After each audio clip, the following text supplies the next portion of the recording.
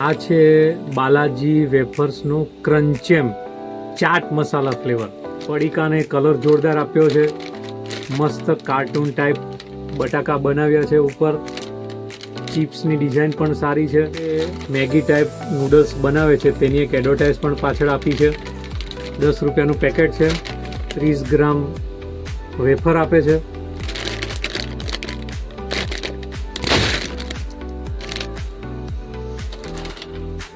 ચાટ મસાલાની સુગંધ આવે છે.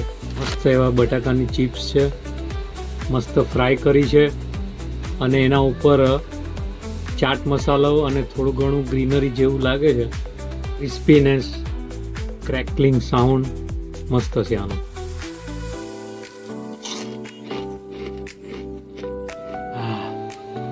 જોરદાર.